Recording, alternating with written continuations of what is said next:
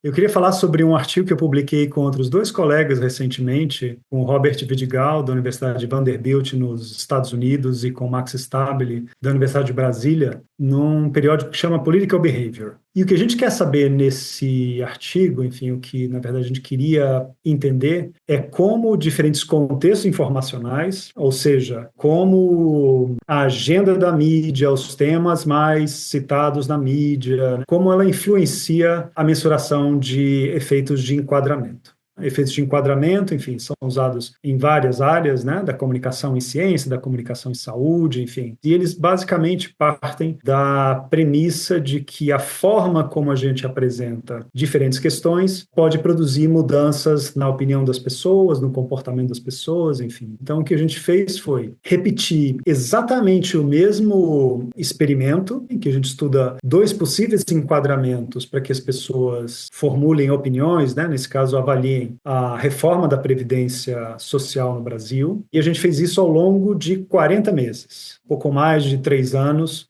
para medir o efeito, né, ao nível dos indivíduos, né, a gente fez 5 surveys em diferentes momentos. Ao todo foram entrevistadas 8.277 pessoas, essencialmente brasileiros. A gente fez esses surveys no ambiente online, então são amostras que representam satisfatoriamente a população brasileira com acesso à internet. E para descrever o contexto informacional em que, né, nós no Brasil estávamos em cada um dos momentos em que a gente fez um survey, a gente usou 3 técnicas, enfim, de análise de conteúdo, mas uma delas foi analisar 2.862 notícias publicadas na Folha de São Paulo, no Estado de São Paulo e no Globo, que citavam a reforma da Previdência nas 2 semanas anteriores à realização de cada survey.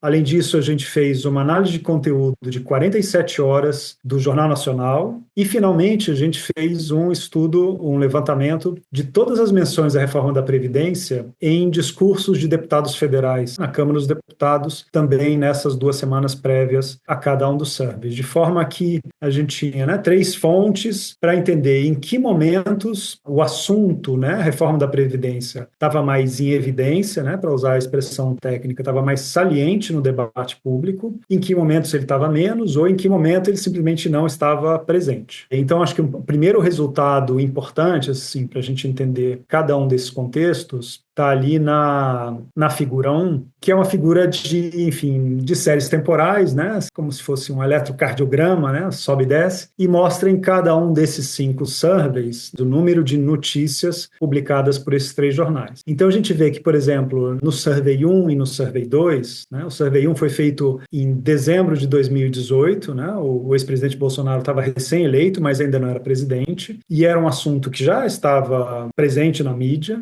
O Survey 2 foi feito ali no comecinho, enfim, do governo dele, em janeiro. Então, a gente consegue ver, né, que esse assunto também estava presente e era o momento em que o governo estava dando forma, né, a esse projeto de lei, projeto de reforma da Previdência. No Survey 3 é quando, de fato, a maior atenção midiática e pública e política, né, a esse assunto. Então, o número de referências, né, dos jornais a esse tema sobe bastante. É quando esse tema, né, a reforma da Previdência, está em debate na Câmara dos Deputados. Então, a gente estava, digamos, no auge do debate público sobre esse tema. O 4º survey a gente fez em novembro, dezembro de 2019, com a reforma recém-promulgada já, com um nível de atenção pública mais baixo. E o 5º survey é lá de 2022, já depois da pandemia, quando a imprensa não falava nesse tema, não era um assunto.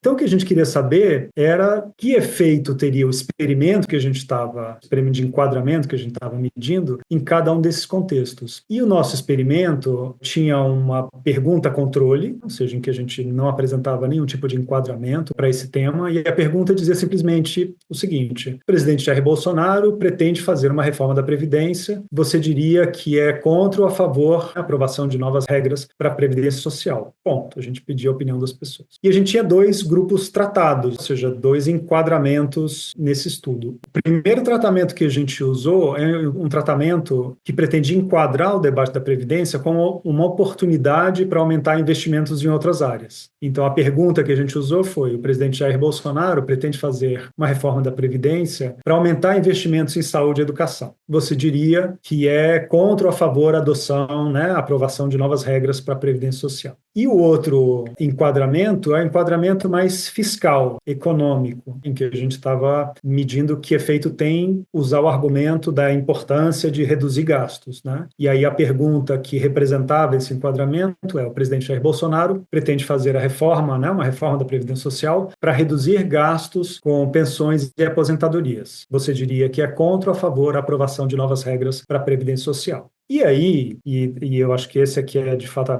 principal contribuição desse trabalho, a gente foi ver como em diferentes contextos informacionais, o efeito desses enquadramentos muda e muda de forma importante.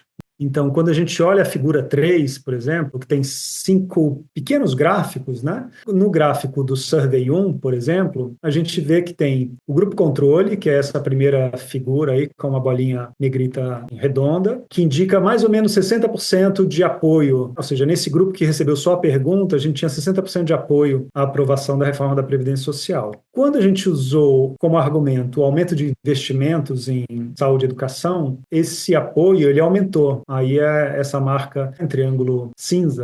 Então ela é mais alta, quase 70% de apoio, né? E quando a gente usou o argumento que os governos em geral usam, né, que é importante fazer reforma da Previdência para reduzir gastos com aposentadorias e pensões, o apoio caiu para cerca de um pouquinho acima de 40%. Então, a primeira coisa que a gente descobriu nesse primeiro survey é que o argumento, o enquadramento normalmente usado pelos governos é um enquadramento ruim, que reduz apoio à reforma da Previdência.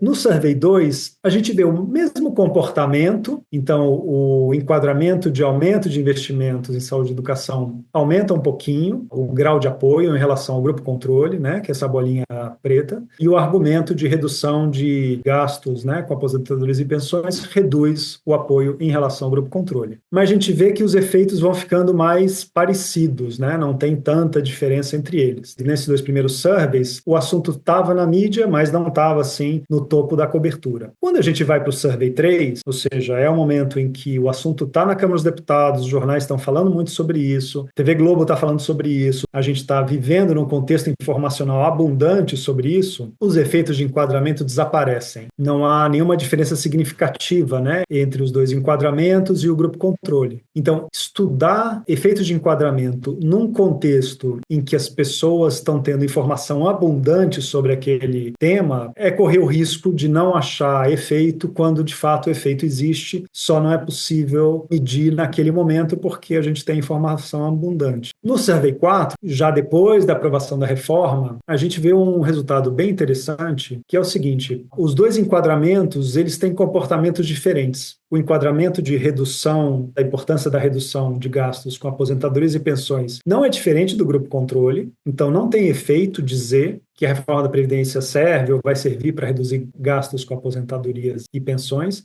porque de fato foi o enquadramento mais utilizado. O enquadramento que não foi utilizado, que é esse de importância de investir em outras áreas, né, ele mostra um efeito nesse caso. Ou seja, como ele não foi utilizado, ele parece, de certa forma, novo para o esquema cognitivo dos indivíduos. Então, o que a gente vê é um efeito já positivo e na mesma direção do que a gente tinha visto lá naquele primeiro estudo. E, finalmente, o último survey, já aí, enfim, passados 2 anos e pouco, em 2022, aí é como se a gente tivesse, digamos, voltado a ter uma página em branco com relação a esse tema. Era um assunto que não estava na mídia, já tinha tempo que a gente não vivia um ciclo de reforma da Previdência. Os 2 enquadramentos produzem efeitos, com uma diferença estatisticamente significativa em relação ao grupo controle e na mesma direção que a gente mediu no primeiro survey. Como consequência, né, a expectativa nossa para a literatura que faz estudos de enquadramento, o que a gente imagina é que é importante para estudos futuros levar sempre em consideração o contexto informacional quando a gente vai fazer uma pesquisa sobre enquadramento. Ou seja, se eu estou fazendo uma pesquisa sobre enquadramento no debate de aquecimento global, o que nosso estudo sugere é que é diferente fazer esse estudo a dia de hoje, por exemplo, ou durante a cobertura da COP, durante a cobertura de um grande evento que vai falar sobre isso, as pessoas vão se lembrar, vão estar com esse assunto mais em dia. O contexto informacional importa e ele é fundamental para que a gente possa medir com precisão esses efeitos de enquadramento.